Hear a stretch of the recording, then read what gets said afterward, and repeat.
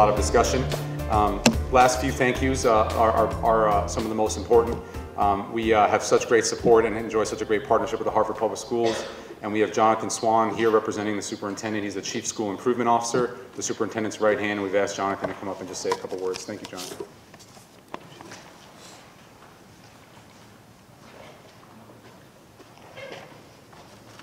Good morning.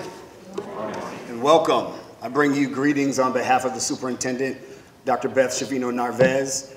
And under Dr. Narvez's leadership, the Hartford Public Schools remains committed to blended learning as a part of the district's commitment to student-centered learning.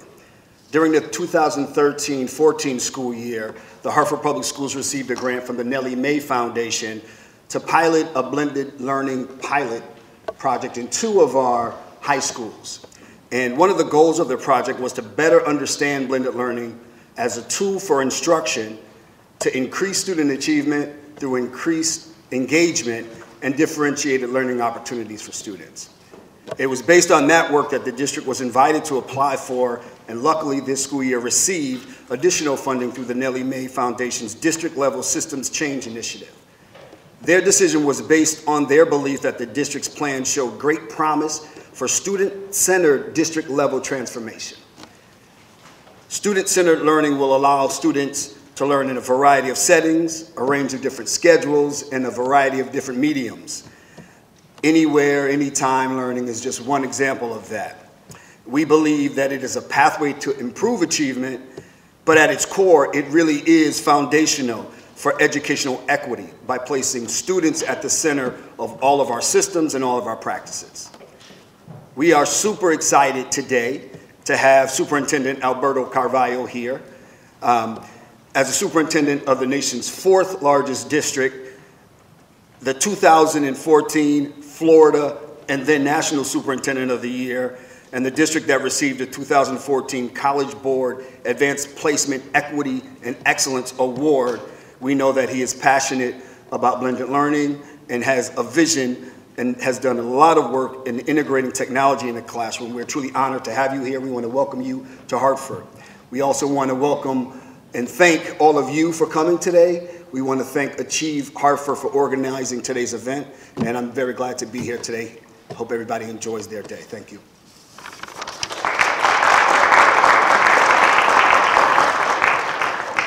Thank you, Jonathan. I also like to invite up John Bayros of Comcast to provide some opening remarks, and just a quick note before he gets up here. One of the best things about Hartford is the support from the corporate sector that is not just looking for photo opportunities, but really to make systemic change in the city of Hartford, and Comcast has been a great partner of ours, and John, I'm just so glad you're here. Thanks, if you would come on up.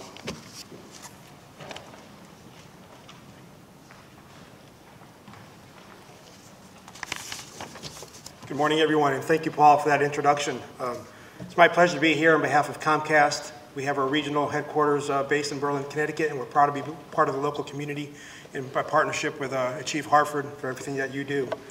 At Comcast, we're very proud of our community investments, and one of our priorities is building tomorrow's futures, and that starts with the educational process. So we thank you for the hard work you do every day, day in and day out, educating the students from this area and the areas that you're from. One of the things that the world has changed in the past 20 years is the dependence on the internet. And as the internet makes the children more reliable, you can't apply for a job without having the internet. One of our goals at Comcast is to bridge that digital divide and reduce and create access to the internet. In 2011, we launched a program called Internet Essentials. That program allows students and families that have a child receiving a free school lunch program eligible to receive Comcast internet services at their home at a reduced price. It also provides the opportunity to purchase a computer at a discount. And it provides also not only the connection to the internet, but digital literacy training for various courses. We have a partnership also with the Khan Academy, which allows students at the conclusion of the school year to also maintain their learning capabilities throughout the summer, so there's no gap between summer and September. I'm also proud to be here today with Superintendent Carvalho from Miami. In 2011, Superintendent Carvalho helped Comcast launch Internet Essentials program in Miami-Dade County, and we're very proud of that partnership and the efforts that it's made for students in Miami and throughout the country. Since March of this year, nearly 500,000 families throughout the United States have benefited from Comcast Internet Essentials.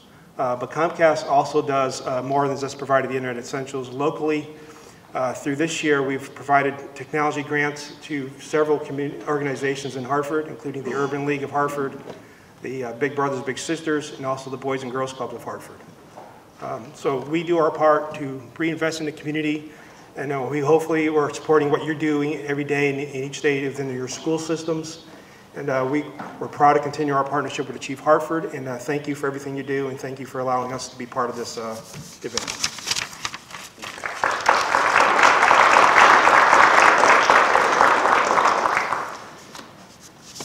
Public-private partnerships is what it's all about.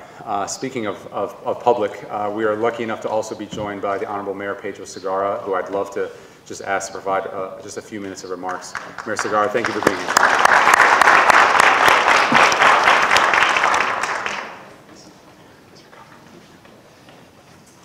Well, good morning and welcome to my home. I call this my home because I am a proud Capital Community College student, class of 1978. I know I look like I was born in 1978, but this is a very familiar place to me, and I want to thank and give a special welcome to Alberto Carvalho from Miami-Dade Public Schools. And I think I'll use this as a good way to just give you a small primer on Hartford and the challenges that we face, and why this program of blended learning is so incredibly important to our children. Unlike Miami-Dade, we're not part of a county system, which means that the city needs to basically provide for all of its needs, and as a capital city, we do get a lot of state support. Although in this current budget we're being cut $5.1 million, which basically threatens to eliminate a lot of the safety nets that we have in place.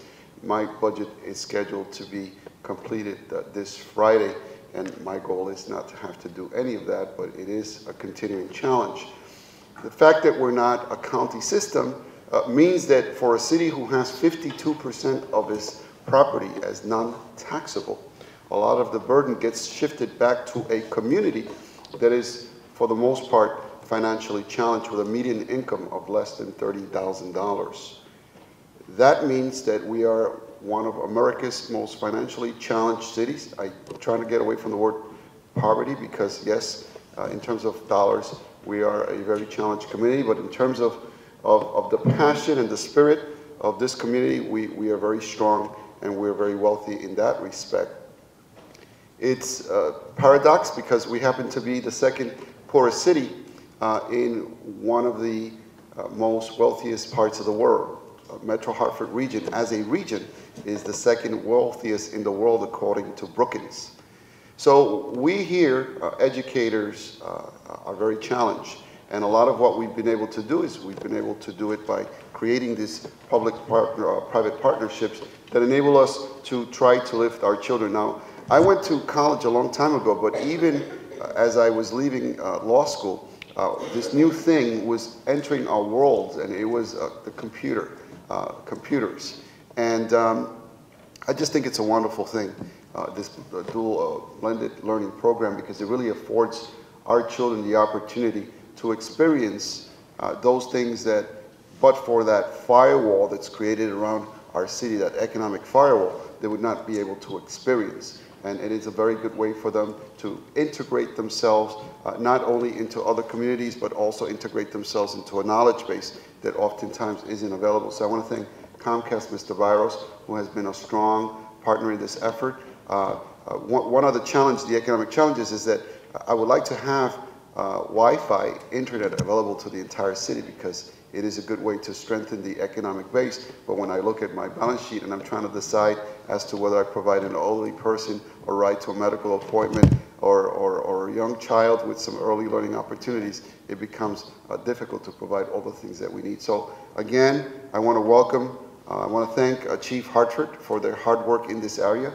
I think that these two schools that were part of the initial project has shown that having this access for our children in terms of computer literacy, but also in terms of integrating technology as an important and vital component of their learning is a worthwhile mission and one that we should expand to all of our kids in all of our schools. So thank you for being here, and I have to rush off to completing my budget. I still have a $45 million hole to patch. I don't know how I'm going to do that, but I've done it 4 times before, and my commitment is that we need to be careful about continuing to raise taxes in this city, but we also cannot abandon our very needy folks that really depend on us to make sure that we do right and provide that safety that they need, even when others whose responsibility it is seem to walk away from that responsibility. Thank you so much, and have a good morning.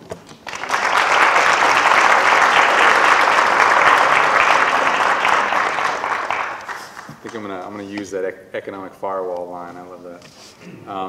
So lastly, to just drill home this idea of public-private partnerships, America's Promise Alliance has a national partnership with AT&T, and this is, I guess, an important enough event for folks to come from far and wide to support. And we have John Emra here from AT&T that I'd love to have come up and provide not only opening remarks, but also an introduction to Alberto, where we'll kick things off. So thank you, John.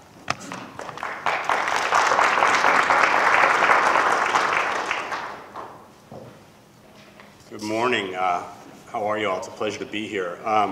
I think the importance of this issue can be seen in the fact that you have both Comcast and AT&T in the same room, and 2 competitors, but who both feel very passionately about this. So I'll do something that will probably get me in trouble with my headquarters, but let me thank Comcast for what they've done, and thank my friend and longtime friend John Barrows for everything he's done. Very pleased to be here with you this morning. I think as the video talked about, this is one of 100 summits that are being put on across the country. And all part of America's Promise's GradNation campaign, which is really focused on 2 issues. First, which is raising the on-time graduation rate to 90% by 2020, and secondly, to dramatically increase the post-secondary enrollment in graduation. I can tell you these 2 goals fit and align perfectly with AT&T's ongoing efforts in education, which all fit under what we call our AT&T Aspire program.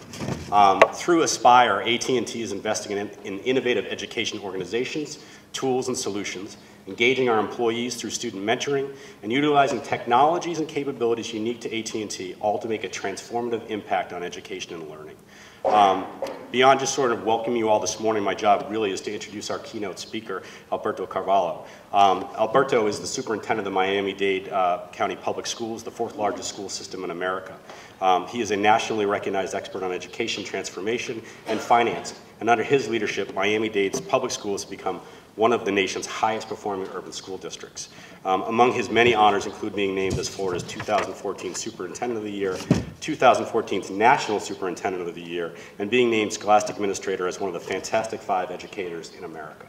With that, let me turn it over to Alberto. Thank you.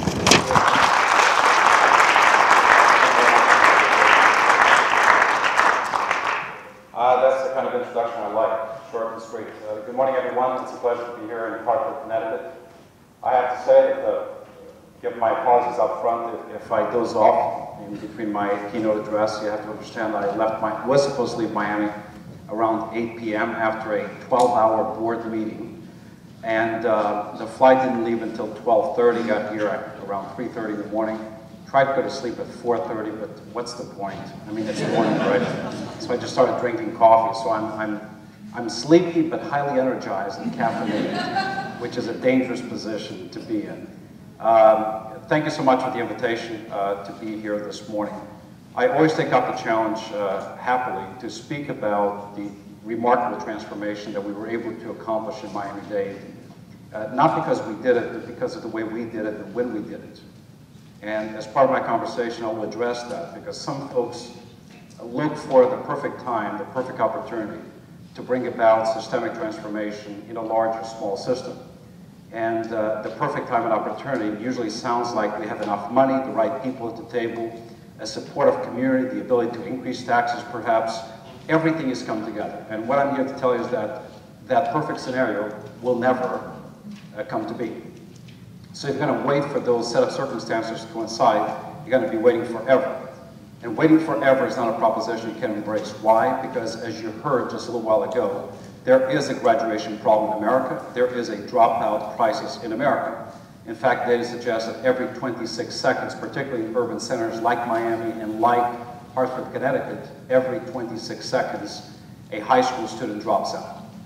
So how long do you have to wait to fix that problem?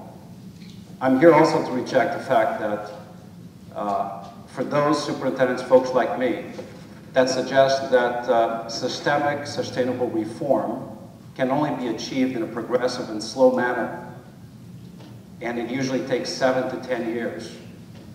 My question again is, how long shall you wait? How many students are you willing to lose while you are experimenting?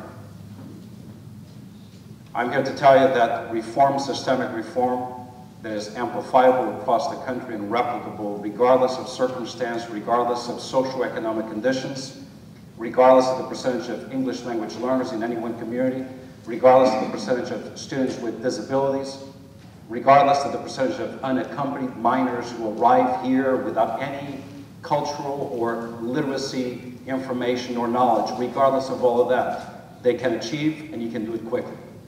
I mean, there's a reason as to why when you step onto a plane, you never hear the pilot say to you, today we're going to try something new, we're going to take off very slowly. No, you take off fast, right? And there's a reason for that. The plane has to overcome the gravitational pull. In education reform, there is a metaphor or a comparable that applies. Systemic, deep reform needs to overcome the gravitational pull of the status quo. You need to be dramatic fast enough, change everything, and do it quickly to avoid the pull of the naysayers, those who have a vested interest in keeping things exactly the way they've always been.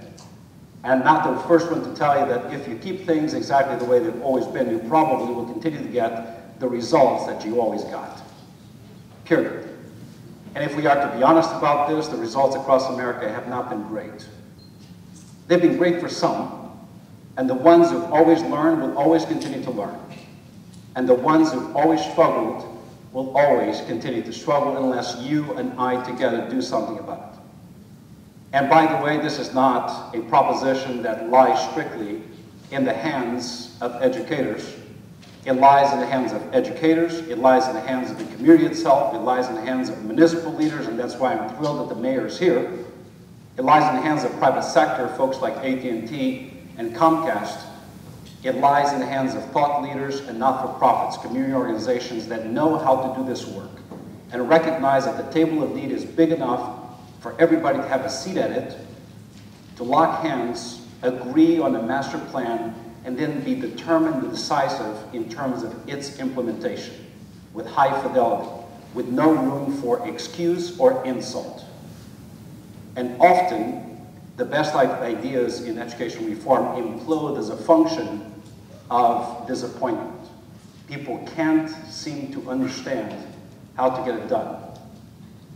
They decide to fight for their own fiefdom rather than embrace a cohesive community partnership that leads to sustainable and systemic transformation.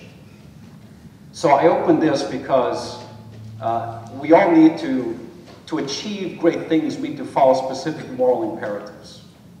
And the moral imperatives, from my vantage point, as an American by choice, not by chance, as an immigrant kid to this country who arrived here at the age of 17 alone, whose first job was scrubbing pots and pans in Manhattan, born to a third-grade father, a third-grade mother, custodian and seamstress, one of 6, nobody before me having graduated high school, with a full understanding once I graduated high school that probably I was condemned to the life of poverty that my parents lived, my grandparents lived, and that my brothers and sisters were already living.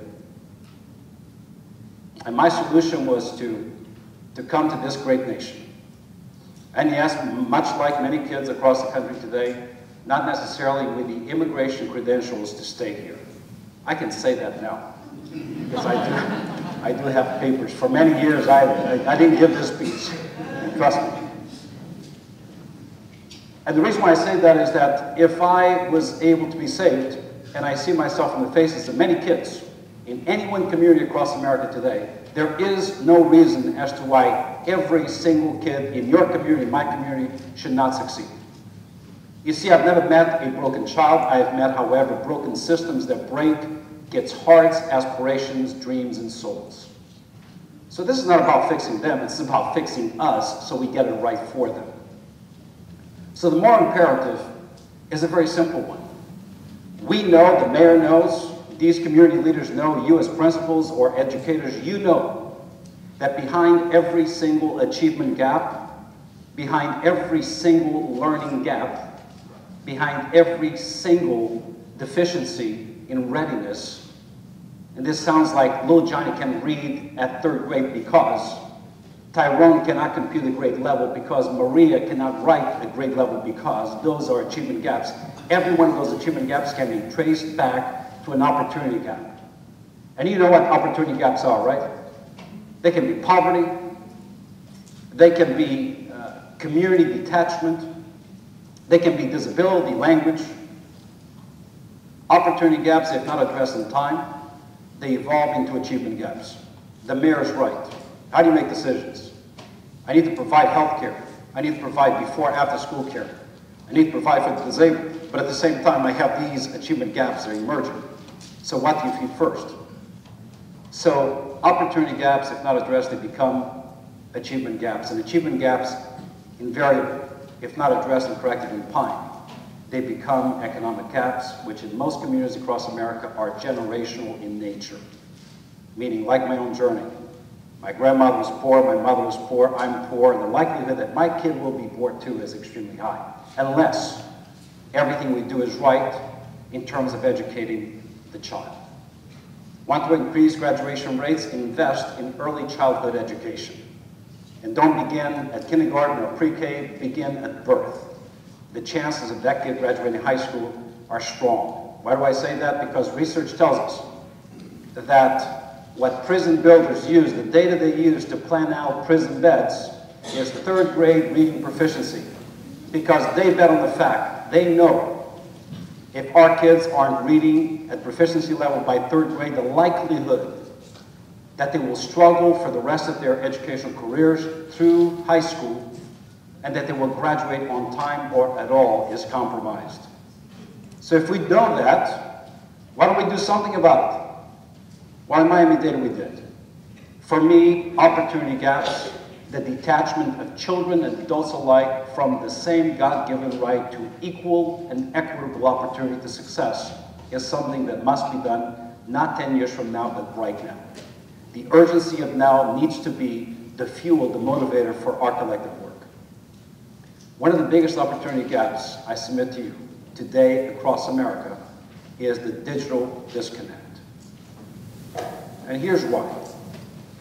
Would you not agree with me that in this hyper-connected society of ours, the digitally disconnected are initially at a terrific educational disadvantage over time and economic deficit? We have kids right now in our schools. We have 2, 3, 4 devices at home in a hyper-connected Wi-Fi environment with smart TVs, smart telephones, smart radios, smart parents, no doubt, whose learning is not restricted to bell-to-bell instruction, but whose learning for acceleration and remediation begins well before the first bell and continues well after the last bell. They don't have to queue up to go to the library. They have everything at home. The power of digital connectivity. They have information at their fingertips. And in this Google era that we're living through, access to information is not restricted to going to the library.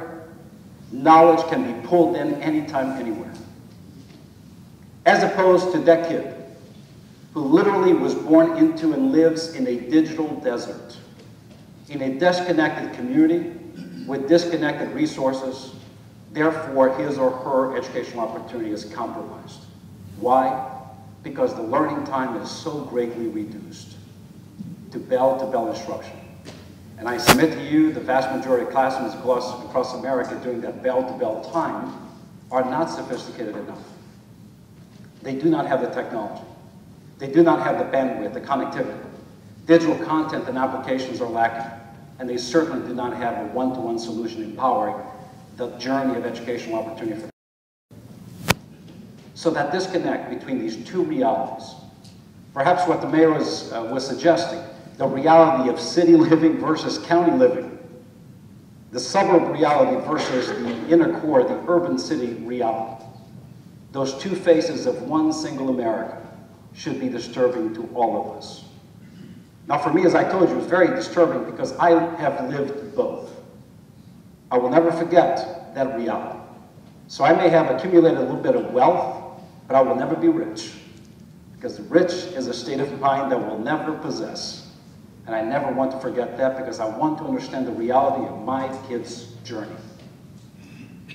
So we know, we are keenly aware that technology has dramatically changed the world. I need not convince you of that.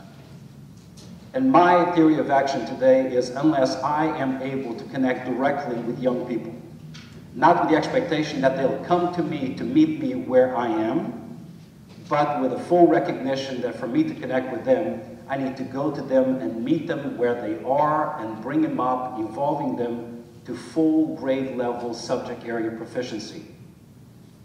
This opportunity for connection using technology is an idea whose time has come. Cannot wait. And as I said earlier, you cannot wait for the perfect time to make it happen. Through my brief conversation today, I will convince you that not only can you not wait, we didn't wait for the perfect time, and we are leading the nation right now in terms of the digital convergence in the 4th largest school system in America, which happens to be one of the most diverse and poorest. How do you do that in a time of need? Well, you prioritize. You adopt a budget that is values-driven, which means even in times of budgetary curtailment, you prioritize your spending. You may defund some areas, but you may actually accelerate and increase others. Across-the-board reductions are not scientific because the need across communities and students is not equal. So you need to be unequal in your investment to be inequitable in results, to bring ultimately full equity in terms of opportunity. We know also that the changes outside of school, particularly in the field of technology, are dramatically, deeply impacting the fabric of what takes place in the classroom. This idea that are you guys students? You look very young. High school students? Okay, so these are the smartest people in the room right now. And if you have not, and if you don't get that, you've already lost the war. Because they are. They are. Their reality is slightly different than ours. They are the true digital natives. And like us, the digital immigrants, we had to migrate to this new digital reality. They were born into it. You may even think that their brains are wired slightly differently. We may think they are distracted. I don't think they are distracted at all.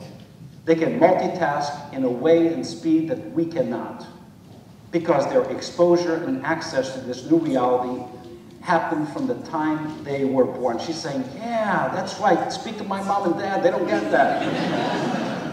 It is true. So here's what happens, and we've noticed this and we studied this in Miami. Inasmuch as we try to teach them, we were not abandoning our own ways. Until we made this decision, let's ask them questions. Let's sit around the table and connect with them so that they then can connect with our learning. Let's find out how they entertain themselves, how they live, how they educate themselves. And let's create educational environments that mimic and replicate their lifestyle. Maybe they will learn better. Now let me ask you as adults, isn't that what you do when you go home? You're done with work and you decide that you want to embrace something that you like and you decide to read a book, right?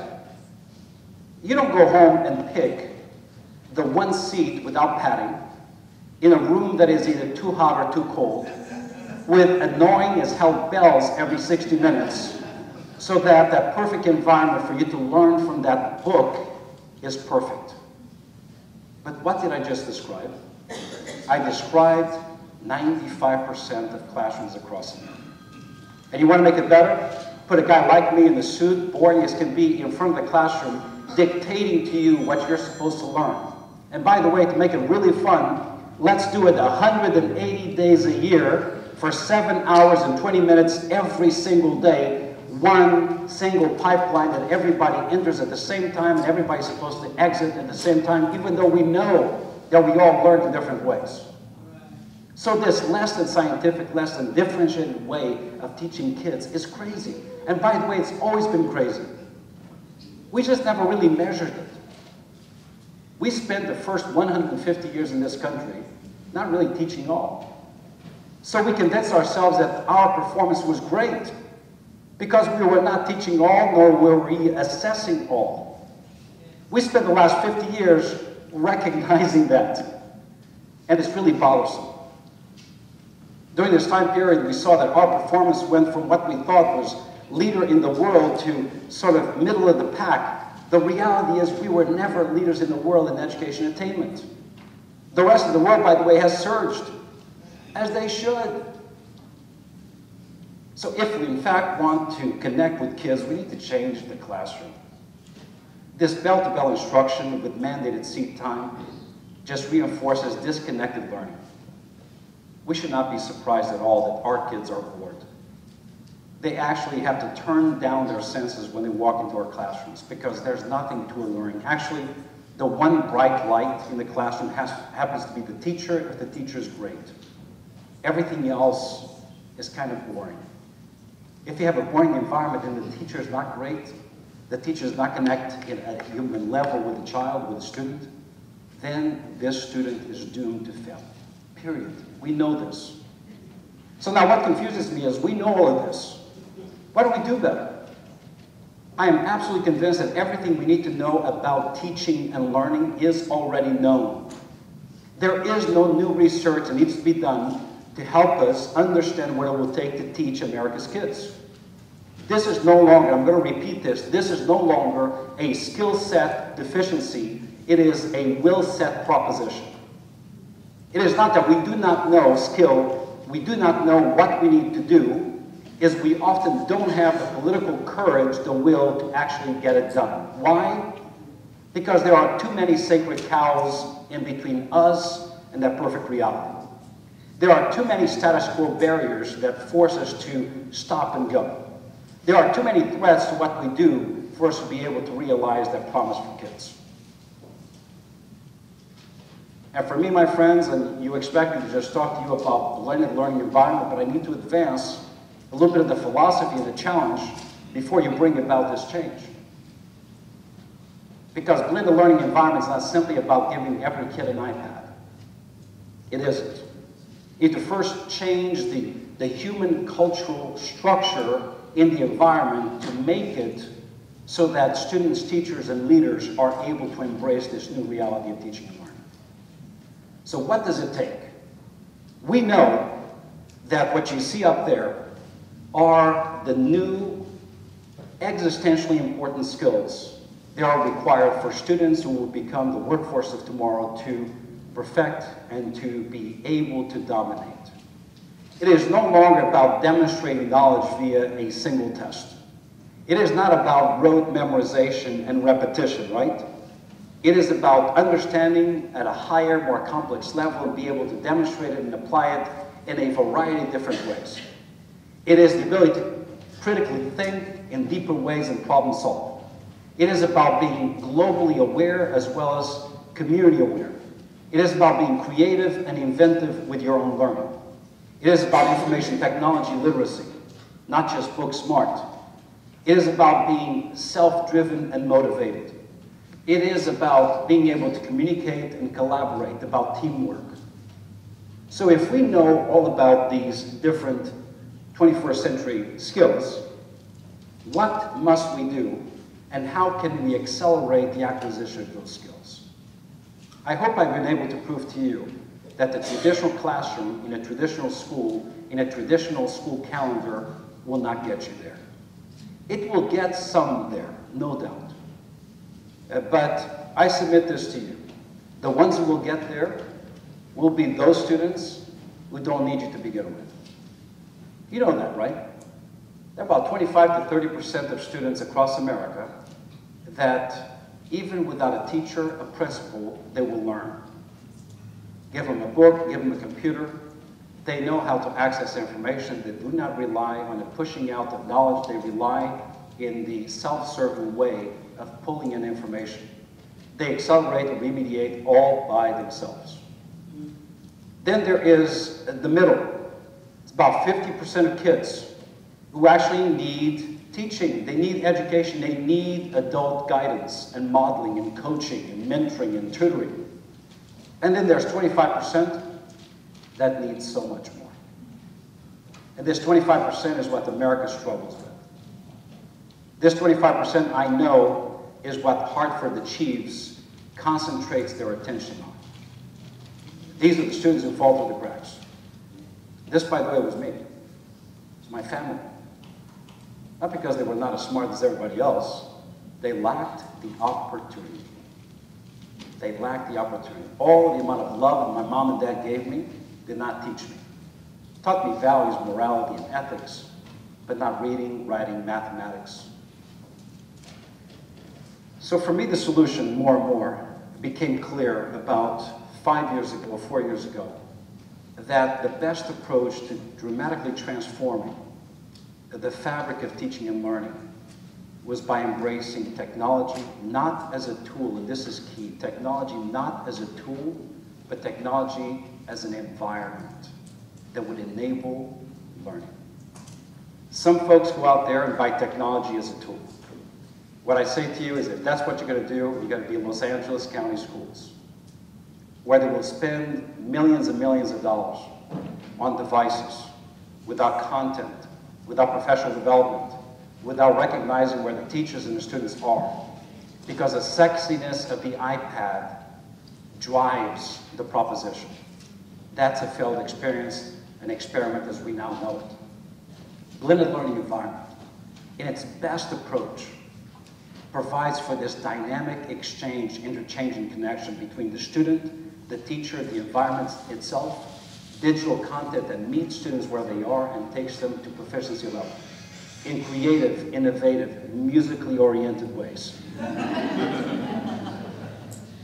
See, telling them to turn off what excites them turns them off themselves.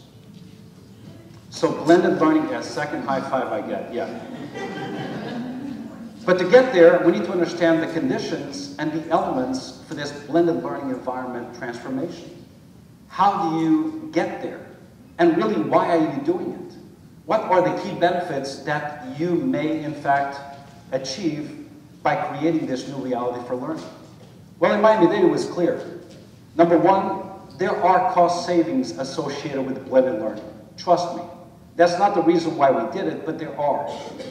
The way we schedule schools today in Miami-Dade is different than we did it before. There are cost savings.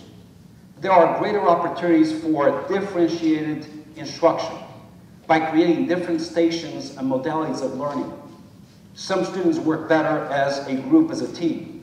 Others need direct interaction with an application, digital content, for the sake of remediation. They're not at grade level proficiency. Others need teacher-directed instruction. And because there are different groups going on, the teacher now has the ability to sit at a table with 2 or 3 students and really concentrate on their individualized needs.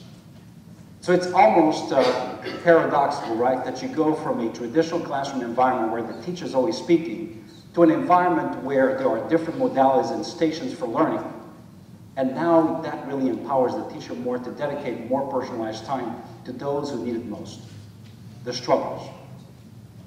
We did it for that. And last but not least, the power through digital content, digital connectivity for teacher sharing of information, of best practices, is also augmented, and we've seen this in Miami-Dade. One of the, I'm a true believer that better than managing from the middle is best to lead from the front. And in Miami-Dade, I think I lead from the front. My principals have to lead from the front. And I say that because what you see up there right now is sort of the look and the prototypical fashion of the new school, the new American school that we launched in Miami. We actually trademarked this concept. And if somebody wants to replicate it, we don't charge. but they have to replicate it according to the specs. I don't want the trademark, the name brand to be compromised. I envisioned this school 5 years ago. I designed it from concept to building it to opening the doors 3 months. I took an old administration building and using color, form, function, great application, training, belief, skill, and will, we turned the impossible into the inevitable in 3 months. When I say I lead from the front, I appointed myself as principal of the school, even though I'm superintendent at Miami-Dade. I wanted to be close to the work. I wanted to lead it. I wanted folks around me to understand that I believed in this deeply, and I put my own skin on this game. I had something to gain or lose, but I was not asking anybody to do something I was not willing to do myself. And we opened iPrep Academy. At iPrep Academy, every single student receives a device, obviously. There is strong connection between every single subject area. And the first experiment was a high school, between subject area and digital content.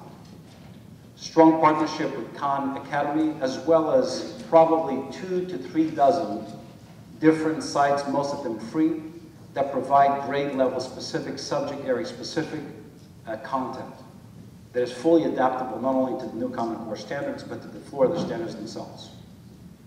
Most of these, at least some of these sites, provide telephonic ability of the student connecting with a live body, a teacher, if they struggle with something.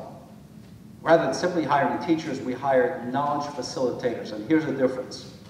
A teacher is expected to sit in front of the classroom, is the content expert, and basically commands to the classroom the knowledge body that's supposed to learn. Knowledge facilitator is a much more complex way of interacting with students. Knowledge facilitator is this person who's actually a traffic controller, who enables the students in developing their own personalized journey, individualized way of accessing the information at their own pace, in their own modality. And it is their responsibility to connect the student to the way they best learn, using technological tools in the environment itself. By the way, I just defined blended learning environment. The teacher's ability to navigate an educational space that best adapts to the individual needs of the student, using technology, application, content, device, connectivity, to take children and maintain children at grade level proficiency, maximizing fully on the innate ability of a child to learn by using technology as the assistive and environmental tool to get you there. Simply put. Now, we started this school back in 5 years ago, and it performed so well. The first thing we saw was student behavior. This is a school of choice, not a charter school, a magnet school, but no GPA minimum to get in. Take all students. Very diverse school, high level of poverty. But within the first year, in terms of end-of-course assessment results, in geometry, algebra, biology, number 1 or 2 in the entire state of Florida, by simply transforming the look, the feel, the form, and the approach to education. Now, we did let go of some things, and they're going to love it. How about this? No bells, no dress code. Bring your phone to school and keep it on. You can have headphones on. You have a device. We exchange responsible use of the device for a respectful interaction with students, with themselves, and the knowledge facilitators, the teachers.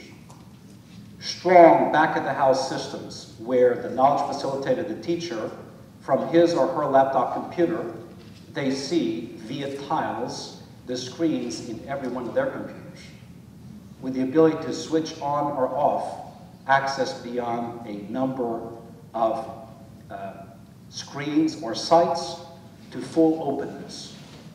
A system like iTunes that rewards their behavior and academic performance to playing background music of their choice. Let me say that again. On the basis of his performance, behavioral and academic, if he does better than her, the music selection that he likes plays in the background of the entire school. So there's a critical mass of contribution It's like the stock market of music on the basis of performance. How about that for incentive? Ask them what drives them. Do you like music? Yeah. Would you like it as a background element in your school? Would you like to select the music? Work for it. Perform. And you get to hear your iTunes. Now, the school year started with this. It started with my music selection, and it was classical music. And I told him, for you to move from classical music to whatever in the world you listen to today, because it's like different than what it was yesterday, you need to earn it by performance. Now, different take on performance, right, and incentive, and using performance and reward as incentive models. So we developed this because we knew it would work with them. Do you know why we knew? Because we did the research. Everything we need to know is already known. So ask them, and they will tell you. That's how we built this school. So iPrep Academy, we started with one. We loved it so much that during the years of the economic recession, we applied for a Race to the Top national grant, and we received the single largest federal investment in one school system, $37 million. And we went from one school 1 year to 60 schools in 2 years. 60 iPrep academies. And then we continued the model through different academies across Miami-Dade. This is the look, the typical look in now middle schools. We start in high schools. This is the look in middle schools. For me, the look has to be uniform. Color, color, color. Comfort. At my iPrep, at the senior high school level particularly, the preferred seating instrument is not a chair, it is a beanbag. Students are encouraged to bring a blankie if they want. If they want to take off their shoes during class time, it's fine. Everyone in iPrep Academies has exercise equipment with plug-in technology for them to plug in their devices. So it is very typical to watch students run a mile and read Shakespeare simultaneously. It is a natural occurrence to see students doing math in the elliptical or the treadmill. Why not? And you know what, then you're tired of doing that, how about Dance Dance Revolution? I'm okay with that too. Why disconnect learning from everything else we do? It's not like when you go to sleep you say, I'm sleeping, therefore I'm not going to breathe. You don't do that anywhere else in life. So blended learning, yes, it's about this coming together of technology and content in a highly decentralized way that provides for personalized journeys. But blended learning is also about blending true learning with real human activity that dignifies what they do and the way they exist and the way they learn, the way they inform themselves. So we wanted to take blended learning in a different direction than just the traditional so-called blended learning. Now, the most remarkable thing is how we did it. And I have to say, as I said earlier, that some folks wait for the perfect time to actually bring about this reform. I was appointed superintendent back in 2008. 2008 was a rough year in America, right? It's the beginning of the worst economic recession any one of us had lived through. Actually, I have to go back 74 years to the Great Depression to match it. Very little education reform took place in 2008, 9, 10 in America. Why? No money. And because there was no money, people said, I don't have it, I don't have the investment, I cannot do something different. Well, never allow a crisis to go to waste. We actually embrace the crisis as an opportunity to first create incredible efficiencies. Efficiencies led to innovation, and innovation ultimately to district-wide transformation. This was the perfect opportunity for me to cut things that we never needed and blame it all on the economy. A way of negotiating contracts with teachers and blame it all on the economy. I'm going to hurt your feelings, is what I'm about to say. Firing, removing, promoting, demoting 75% of all principals in 2 years and getting away with it. Not renewing 6,000 teacher contracts and getting away with it. Incentivizing the very best to come to the most struggling schools at higher pay with financial rewards respectfully and reasonably negotiated with the union and getting away with it. Reducing administrative spending by 65% in 2 years and reinvesting back into the classroom and getting away with it. increasing our reserves by 3,000%, even though we lost $2 billion in total funding and getting away with it. The month that the United States of America lost its credit rating, we improved ours from unstable to stable with increased notches both of Moody's and Standard & Poor's and getting away with it. How did we do that?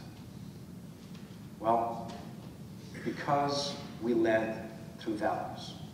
We put the kid and the child right at the center of the table and asked ourselves the question, what must we change about our practice, our theory of action, the elements of transformation ourselves as adults for them to succeed? Let's have true community conversations about what we need to do in schools and convince the clients of public education, the parents and the students themselves, as the key supporters and investors in our transformation. And we may be able to get away with it. And one of the things we were able to get away with was the digital convergence. And for you to have a fully enabled blended learning environment, you need to achieve digital convergence. Now I'm going to take you through the A, B, C, Ds of that process. It's actually very easy, so easy I don't understand why districts, large and small, don't do it the right way. Very simple. Follow me here. Number one, A stands for applications. Do not, if you're a leader, if you're an investor, do not begin your digital convergence process by buying devices and hope that everything will fall in place. Now, you begin the conversation by identifying grade-level, subject area-specific applications, content. What is it that they must be able to demonstrate? And what is the content that exists there that provides for that? What is it that is aligned with the state's standards and the federal standards? What is it that is demanded by the labor force in communities in terms of workforce preparation, academic preparation, personal and civic adequacies? Develop, acquire, buy, procure, adopt, partner, or develop the right complement of applications. Applications, content. We did that first. We probably spent 6 to 7 months with groups of teachers and leaders deciding on what the content should be. Some we had to buy, some we adopted, some we developed ourselves. We developed consortia with other districts across the country so that we would not be the only ones paying for it, but in fact, there would be a contribution that then would be shared through the cloud. The second thing we did is bandwidth. We all know about the beauty of traveling in a congested highway, right? It's fun. You know, traveling at, a mile an hour. That's the reality if you do not ask and address the important questions of bandwidth. We went from 1 gig to 4 gig to 10 gig. That's a reality Miami-Dade right now. Creating a highway for traffic that's wide enough so that digital traffic congestion is avoided. There's nothing more frustrating for students or teachers alike than trying to log on, and you do if you're lucky, but when you do, it's too slow. And what you see is that little hour clock just thinking, right? And you're wasting precious educational time. Bandwidth. The third one, and perhaps one of the most important ones, and the mayor actually alluded to it, is connectivity. If you do not have a connected school, a connected district, your ability to engage in 24/7, anytime, anywhere learning is probably compromised. You're still restricting it to a hotspot somewhere or a computer lab somewhere, right? And part of creating a blended learning environment is about liberating students from being connected to a solitary, static site for learning.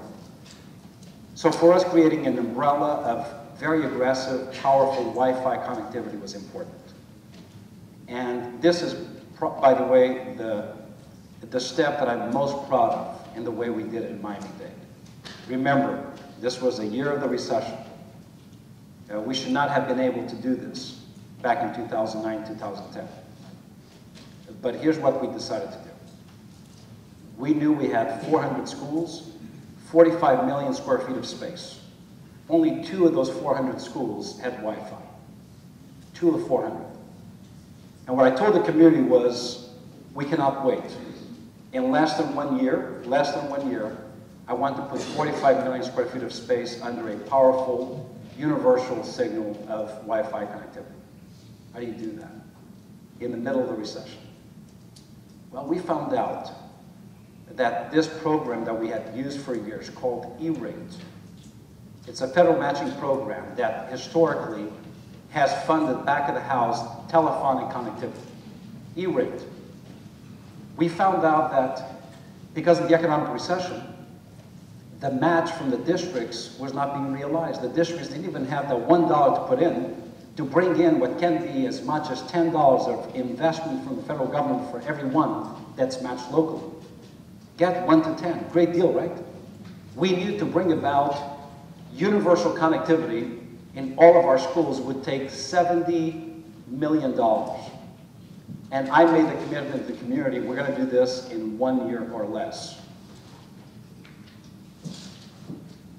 Because I knew if we found a solution for 7 million, the 70 million would come in. So I decided to do something crazy. They know, but I'm sure you do as well, who the Miami Heat is, right?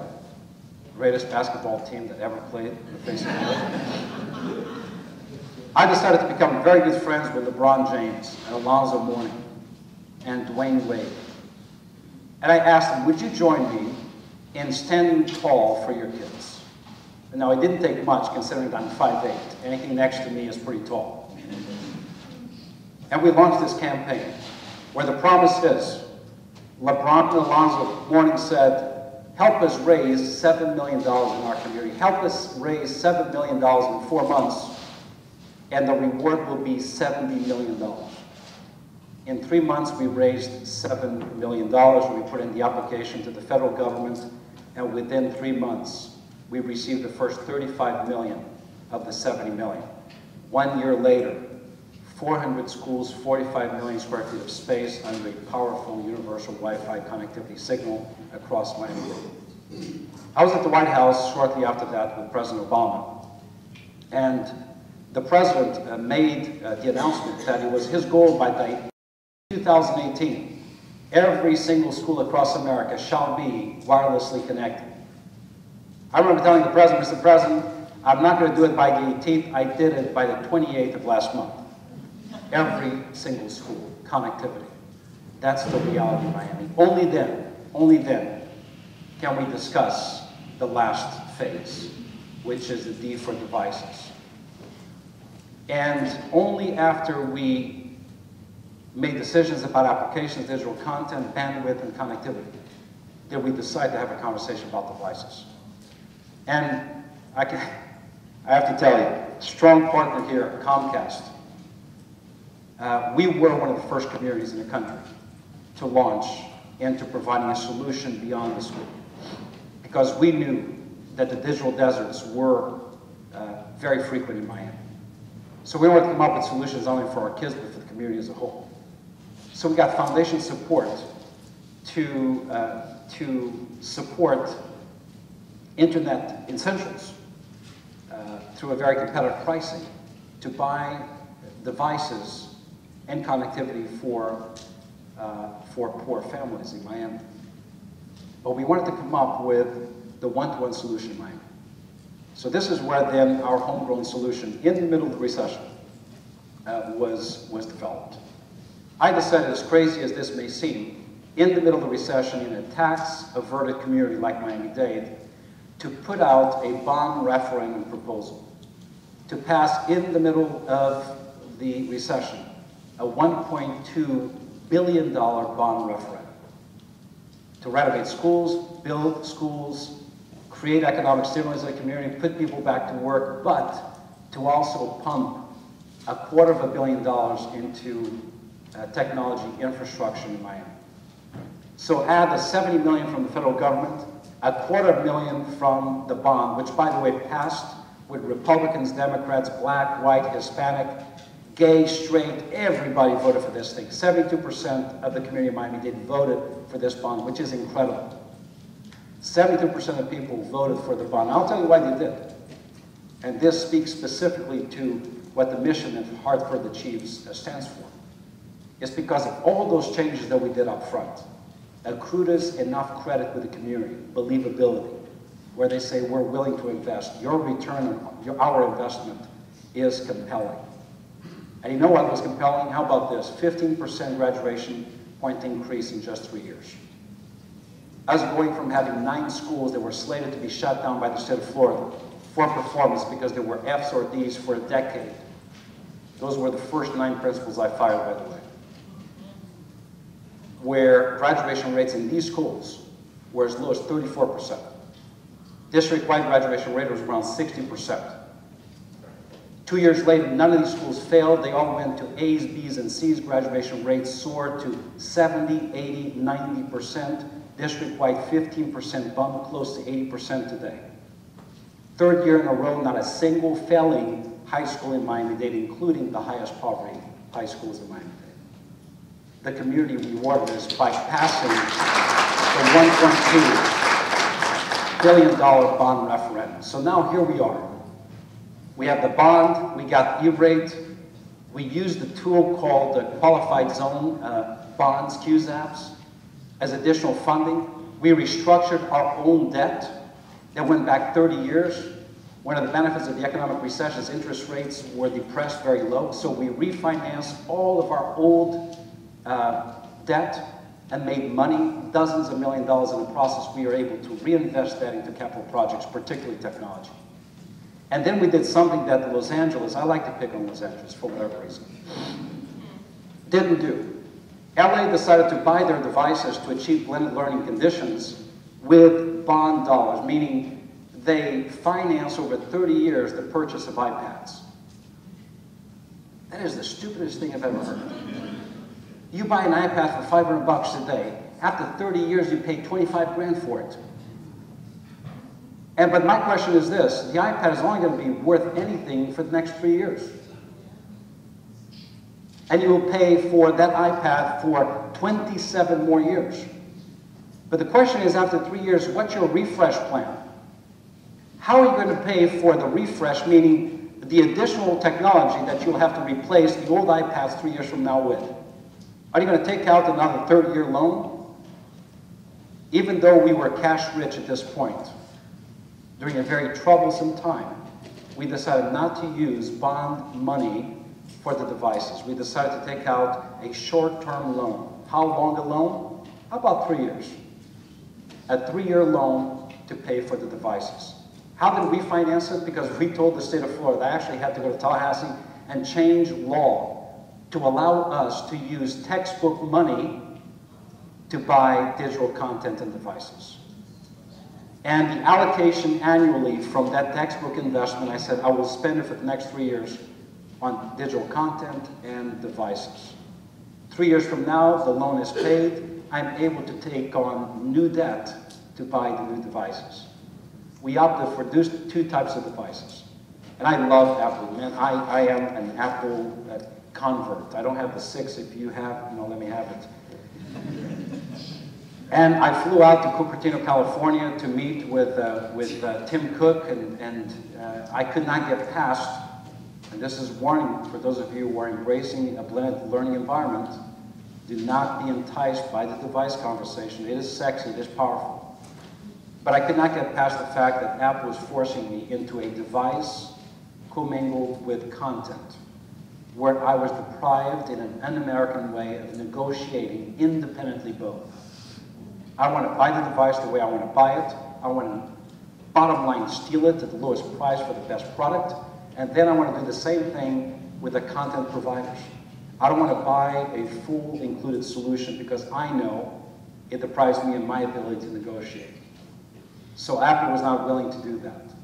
We decided to go with HP devices. One, a laptop computer, but with touch screen.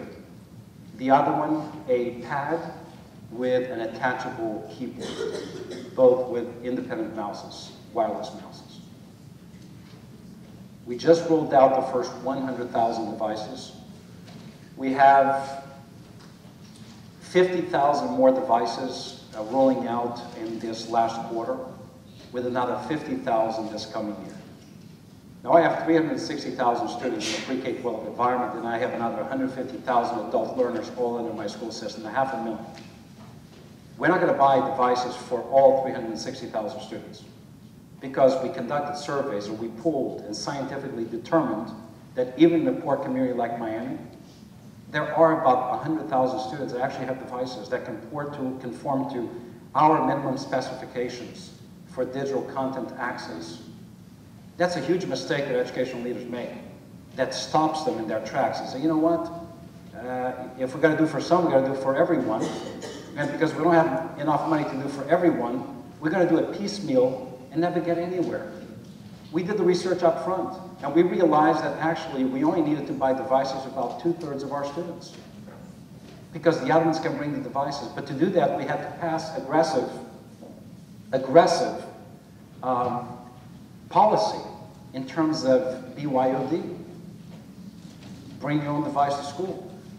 Meaning, so how are we going to interact with the students to guarantee that when they bring their devices and we provide them our own devices for them to use and take home, and by the way, we decide to provide devices for those who live in disconnected communities with wireless cards for them to be connected at home as well, so that the continuity of learning would be provided for. So we passed aggressive legislation, a bring your own device policy, to ensure that respect and responsible use of the asset and responsible, respectful use of content and the network would be followed. In exchange for the parent contract, the student and their families were empowered with the device.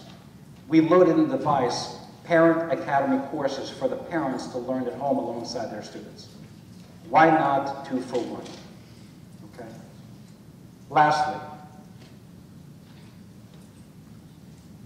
we decided to do something you saw in the prior slide, which was install 11,000 Promethean interactive boards with surround sound, 1 in every single classroom at Miami-Dade. We did it in 3 months. Every single teacher has a Promethean board in their classroom. We did it for a simple reason, because this is our inspiration. We did it for them. Did we turn things upside down for the adults? Did we inconvenience some? Absolutely. Would I do it all over again? You betcha. Because we did it right, we got it right. And the results are there.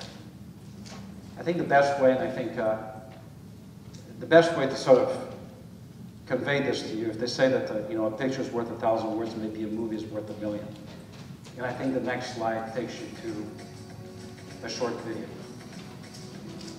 The greatest generation of Americans is in school today. These are the young men and women who will transform not only our nation, but the world. They will find a cure for cancer. When I grew up, I wanted to be a pediatric oncologist because personally I've always loved music, things, and cancer is something I really think my career for. I want to be an environmental lawyer.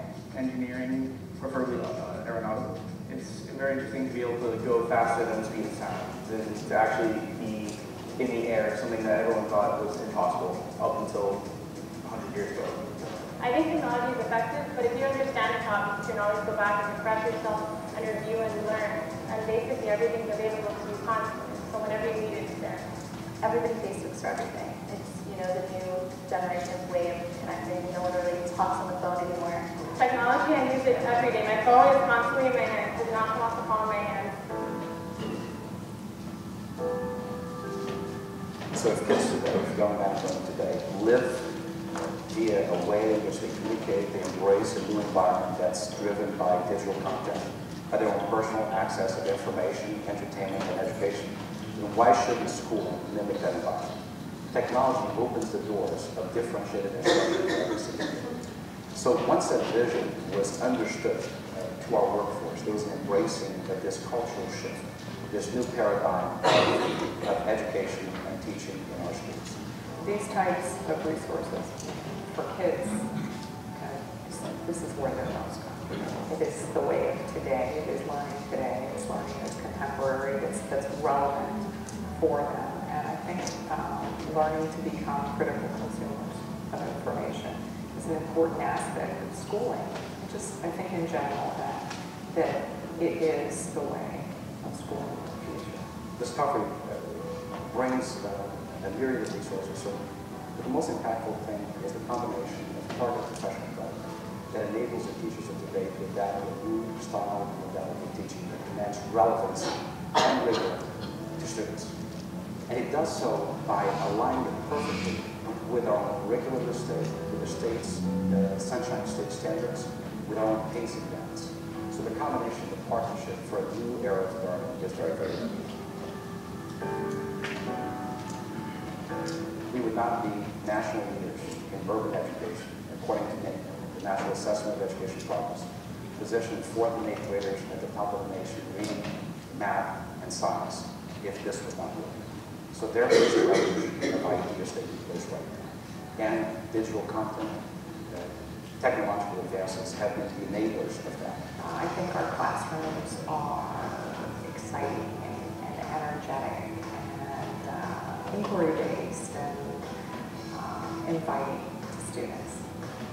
Innovative, inventive, creative, crazy good, darn crazy good. So good that students ask for more. A new, innovative way of learning, and it's really beneficial for all students, and it's really interesting and cool.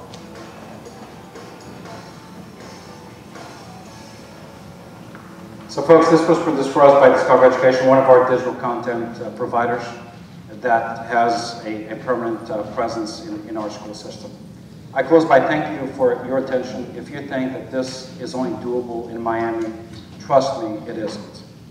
As I said, 74% of our kids are poor. 95% of our kids are minority. This year alone, we received over 2,000 unaccompanied minors, none of them speaking English, many of them with trauma associated with their journeys to this country.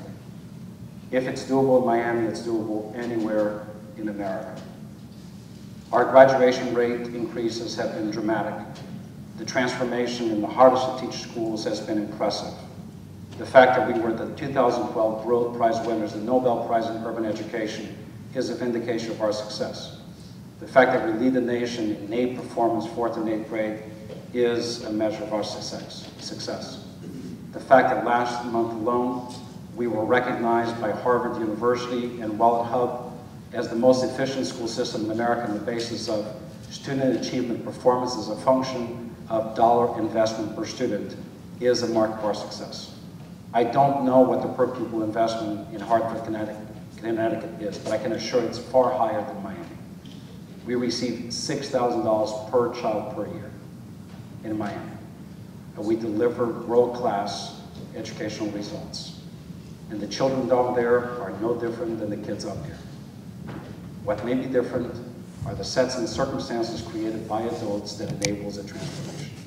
I know great things are happening here in Hartford, Connecticut. But the connection between the best practices, regardless of where they are, is what's going to propel educational attainment. This is doable. Lastly, if you're waiting for somebody to come in with a cape and a big S on their chest to somehow save you from yourselves, it's not going to happen. It's going to be great organizations like Hartford Achieves. It's going to be great community partners like AT&T and Comcast. It's going to be great leadership like public school administrators with vision. It's going to be you. It's going to make this happen. And lastly, the last thought I promise. For those who seek somehow educational reforms from faraway lands like Hong Kong or Shanghai or Finland, it is appropriate to steal and learn from some best foreign practices. But my question to you is this. Are we not the nation of innovation? As an American by choice, not by chance, I chose for this to be my country for a reason. So a better approach is for us to reinvent ourselves into a better version of us, rather than becoming a second-rate imitation of anybody else. And we must do it if they are to succeed. Thank you very much.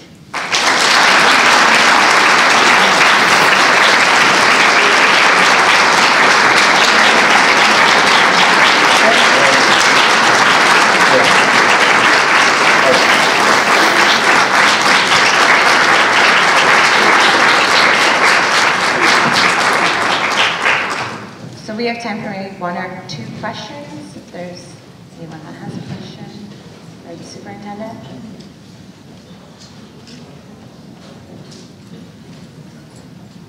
Hi, I was really impressed because I've heard it from other places as well.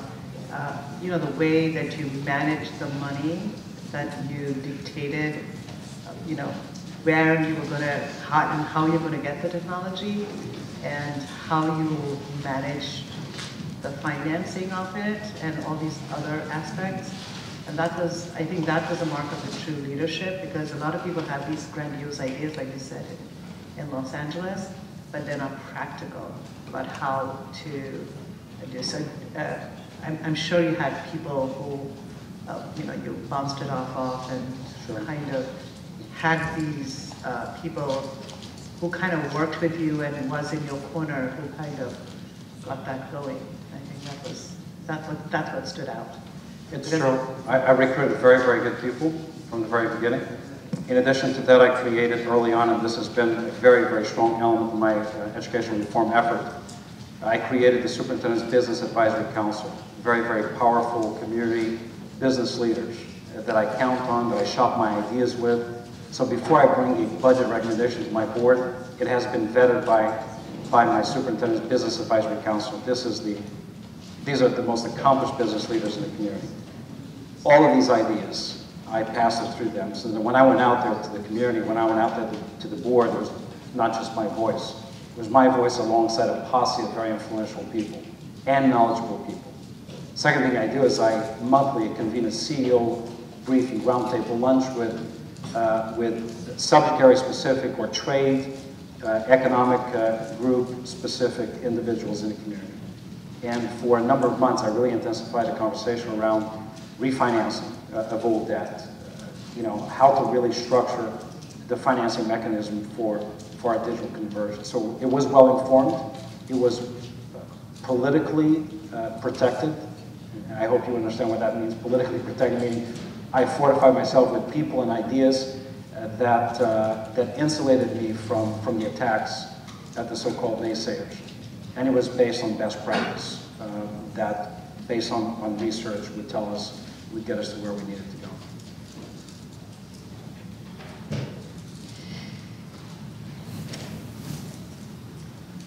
I think you probably just answered my question, but maybe drilling down a little bit more. Connecticut, Hartford in particular, Connecticut and New England are full of silos. We talk about silo concept, and one of my issues always is, you know, are we all on the same farm? You know, not to go back to agrarian economy, and it sounds like you built a collaborative style which allowed you to connect the silos. And I'm curious about the negotiations with the teachers union, and some of the, you know, power silos that have to be that are important and have to be dealt with. But you had to move some things and maybe tear down some silos and find some different ways to do it. And probably that network you built to protect you was the way to do it. But I don't know if you have anything else to say about how that process proceeded. Just very quickly, we did, you know, I do speak about, you know, bringing about the demise of silo mentality in our school system.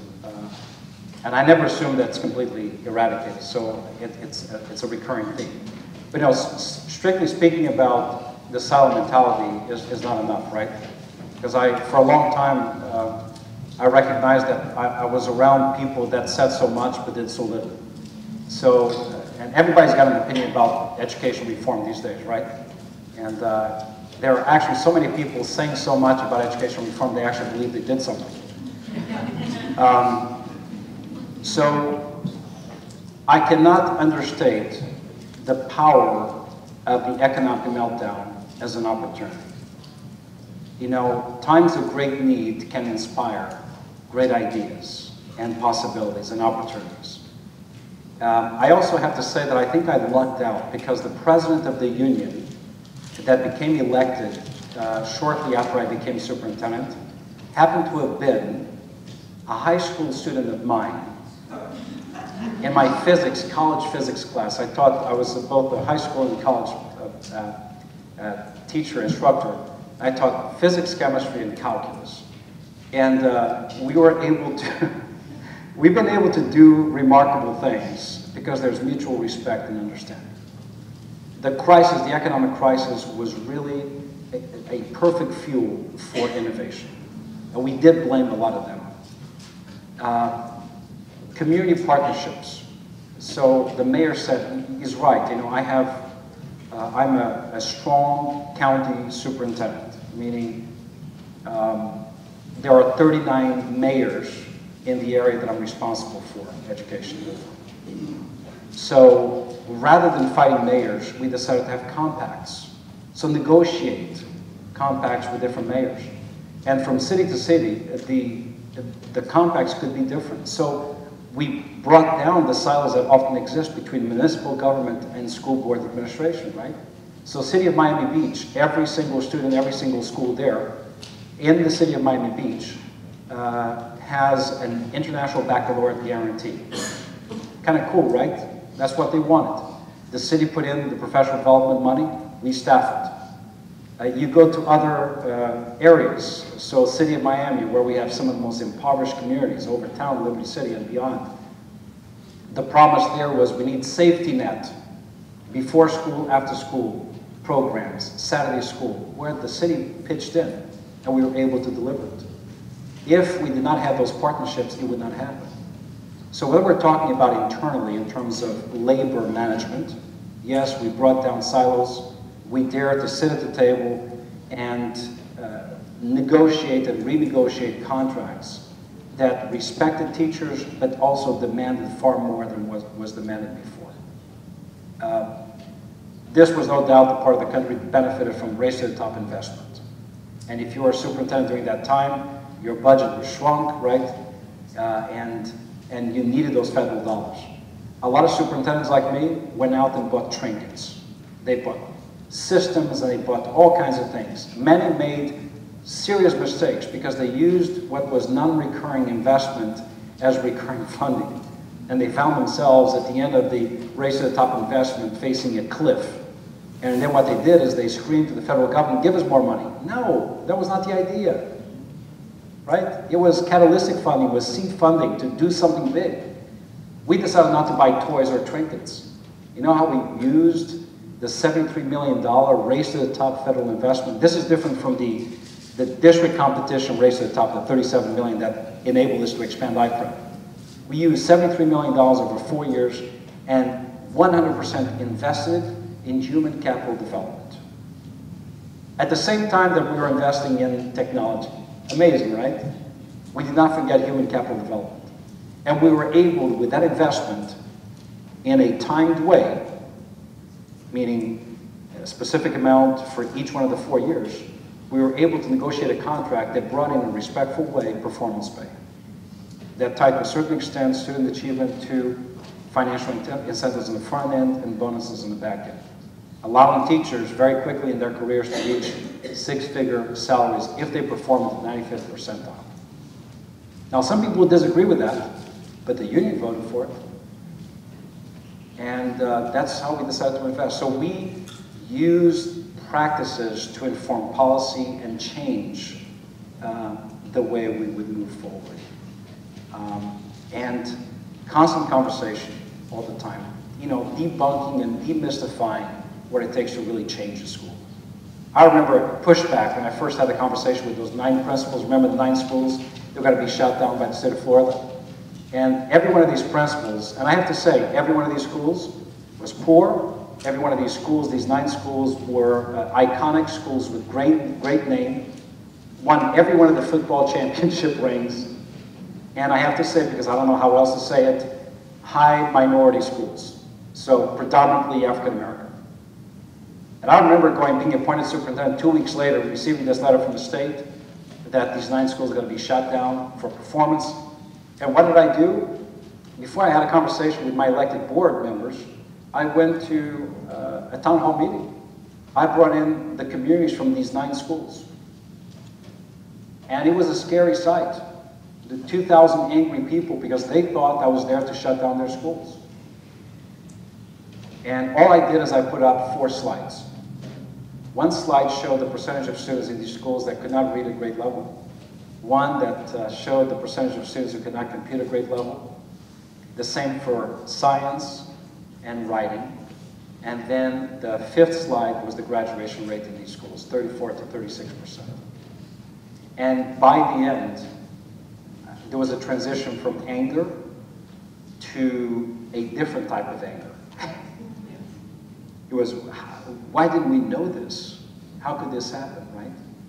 So that last partnership, community partnership, capitalizing on a community angst and using that raw energy as an opportunity for me to have the political energy to remove those principles. By the way, I didn't just fire them.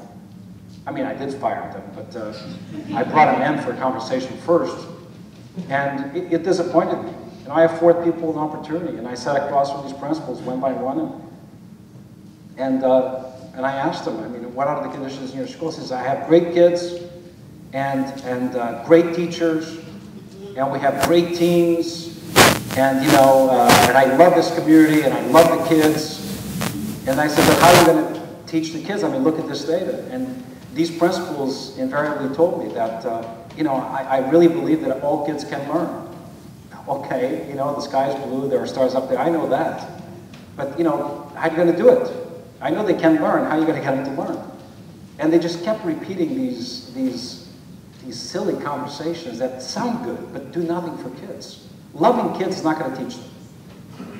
And for those people who do what I do, who say, you know what, these kids can learn because the communities are not there. You know, the parents aren't involved. Well, you know what? The parents are not coming to the classroom. So I dismissed those folks who said, you know, I can't teach my kids because the parents don't show up. So I spent little time, and I know I'm using your question to go a little deeper, I spend little time trying to influence factors that are outside of my control. There are plenty of factors that are under my control that I can influence. Right? I can influence the quality of teacher, quality of leader. I can influence a safety net for kids. I can influence a digital convergence. I cannot necessarily influence a parent. So I invest aggressively in the factors that I control, and I pay less attention and less energy to those that I don't control, as opposed to other folks who spend a lot of time explaining the factors they don't control as a silly sophomoric excuse for their inability to master the elements that are under their control. And that was an indicting statement, and I know that. But I don't apologize for it because it's the truth. Does that sort of answer the question? I know, if you're Let's go. If you have you know, ambition of becoming a superintendent, don't necessarily do everything I did in the first year, because after I fired those first 9 principals, I was threatened with being fired myself. But I survived. And what I know is this: if you go past the fire once, you get a little singed, hurts, but you get calloused, which makes it much easier to go through the next fire. But you have to take that first step. And you have to establish, you know, if this is the right thing, you got to do the right thing. The other thing I tell my board is, if I do not threaten myself with my own termination over how bold the actions are, I'm not doing my job. And it's okay. So what if you get fired for doing the great thing you're supposed to do? Let that be the book that's written about you. So that's been a journey of mine. Any other questions? We're going to break now. Okay. If you have questions, you can stop by and see Superintendent Carvalho. Thank you again. Thank you.